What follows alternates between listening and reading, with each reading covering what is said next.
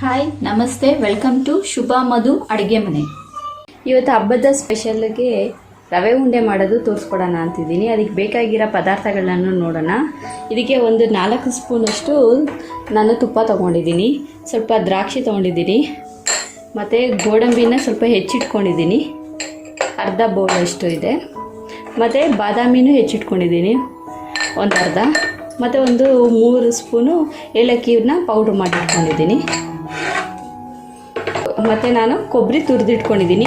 ನಾನು ಇದನ್ನ 2 ಬೌಲ್ ತೊಗೊಂಡಿದ್ದೀನಿ. ಹಾಗೆ ಇದು ಚಿರೋಟಿ ರವೆ. ಉಪ್ಪಿಟ್ಟು ರವೆ ಹಾಕಿದ್ರೆ ಅಷ್ಟು ಚೆನ್ನಾಗಿ ಬರಲ್ಲ. ಸಣ್ಣ ರವೆ ಅಂದರೆ ಒಬ್ಬಟ್ಟಿಗೆ ಹಾಕ್ತಾರಲ್ಲ ಆ ರವೆ ಚೆನ್ನಾಗಿರುತ್ತೆ. ಚಿರೋಟಿ ರವೆ ತೊಗೊಂಡಿದ್ದೀನಿ, ಇದು ಕೂಡ 2 ಬೌಲ್ ತೊಗೊಂಡಿದ್ದೀನಿ. ನಾನು ಸಕ್ಕರೆ ತೊಗೊಂಡಿದ್ದೀನಿ, ಅದು ಕೂಡ 2 ಬೌಲ್ ತೊಗೊಂಡಿದ್ದೀನಿ, ಮತ್ತು ಹಾಲು ತೊಗೊಂಡಿದ್ದೀನಿ ಒಂದು ಅರ್ಧ ಲೋಟ. ಹೀಗೆ ಮಾಡೋದು ಹೇಗೆ ಅಂತ ನೋಡೋಣ. ಬಾಣಲಿ ಸ್ವಲ್ಪ ಬಿಸಿ ಆದಮೇಲೆ ಇದಕ್ಕೆ ಒಂದು 3 ಸ್ಪೂನ್ ತುಪ್ಪ ತೊಗೊಂಡಿದ್ನಲ್ಲ ಅದನ್ನ ಹಾಕ್ಕೊತಾ ಇದ್ದೀನಿ. ಈಗ ಇದಕ್ಕೆ ಸ್ವಲ್ಪ ಗೋಡಂಬಿ ಮತ್ತು ಸ್ವಲ್ಪ ಬಾದಾಮಿ ಇದನ್ನ ಫ್ರೈ ಮಾಡ್ಕೊಳ್ಳೋಣ. ಗೋಡಂಬಿನ ಬಾದಾಮಿನ ಸ್ವಲ್ಪ ಹುರಿದಾದ್ಮೇಲೆ ಈಗ ನಾನು ದ್ರಾಕ್ಷಿನ ಹಾಕ್ಕೊತಾ ಇದ್ದೀನಿ. ಫಸ್ಟೇ ದ್ರಾಕ್ಷಿ ಹಾಕ್ಕೊಂಡ್ರೆ ಅದು ಬೇಗ ಸೀದೋಗುತ್ತೆ, ಹಂಗಾಗಿ ಗೋಡಂಬಿ ಬಾದಾಮಿ ಎಲ್ಲ ಹುರ್ಕೊಂಡಾದ್ಮೇಲೆ ದ್ರಾಕ್ಷಿ ಹಾಕ್ಕೊಳ್ಬೇಕು. ಈಗ ಇದು ಆಗಿದೆ, ಒಂದು ಬಟ್ಲಿಗೆ ಎತ್ತಿಟ್ಕೊಳ್ಳೋಣ.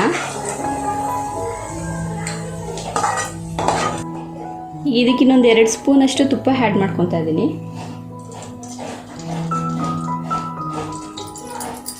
ಇದಕ್ಕೆ ಚಿರೋಟಿ ರವೆ ಹಾಕ್ಕೊಳ್ಳೋಣ.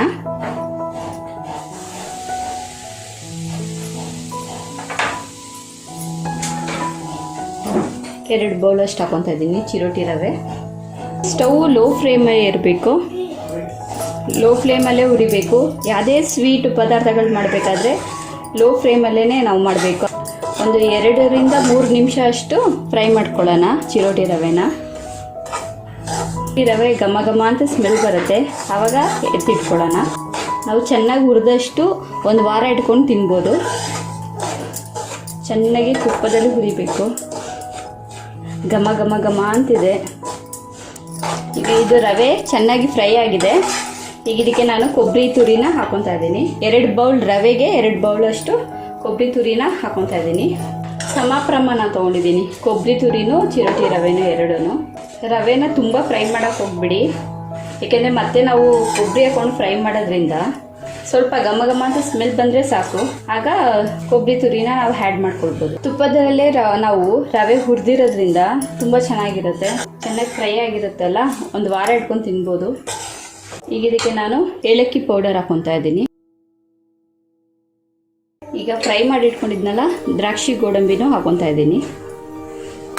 ಇವಾಗ ಇದಾಗಿದೆ, ಇದಕ್ಕೆ ನಾನು ಸಕ್ಕರೆ ಹಾಕ್ಕೊತಾ ಇದ್ದೀನಿ. 1 ಬೌಲ್ ಹಾಕ್ಕೊಂಡೆ, ಇನ್ನೂ 1 ಬೌಲ್ ಹಾಕ್ಕೊತಾ ಇದ್ದೀನಿ. 2 ಬೌಲ್ ಅಷ್ಟು ಸಕ್ಕರೆ ಹಾಕ್ಕೊತಾ ಇದ್ದೀನಿ. ಸ್ಟವ್ ಆಫ್ ಮಾಡ್ಕೊತಾ ಇದ್ದೀನಿ.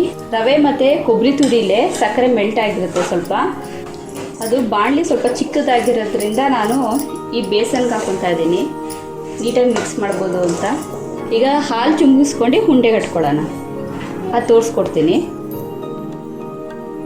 ಬಿಸಿ ಇದ್ದಾಗಲೇ ಉಂಡೆ ಕಟ್ಕೊಳ್ಬೇಕು.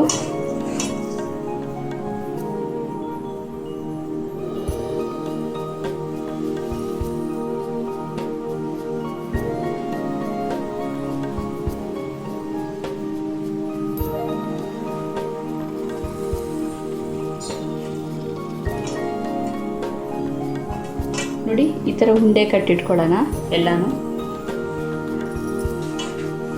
ಹಾಲು ಚುಮ್ಗಿಸ್ಕೊಂಡು ಉಂಡೆ ಕಟ್ಕೊಳ್ಳೋಣ.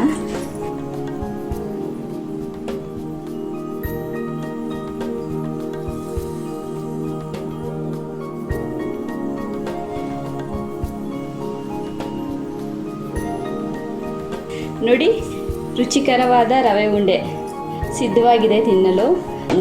ಇದಕ್ಕೆ ಜಾಸ್ತಿ ನಾನು ಡ್ರೈ ಫ್ರೂಟ್ಸ್ ಎಲ್ಲ ಹಾಕಿದ್ದೀನಿ. ನೋಡಿ ಎಷ್ಟು ಚೆನ್ನಾಗಿ ಬಂದಿದೆ ರೌಂಡಾಗಿ. ಇದೇ ಥರ ನೀವು ಮನೇಲಿ ಒಂದ್ಸತಿ ಟ್ರೈ ಮಾಡಿ ನೋಡಿ ರವೆ ಉಂಡೆನ.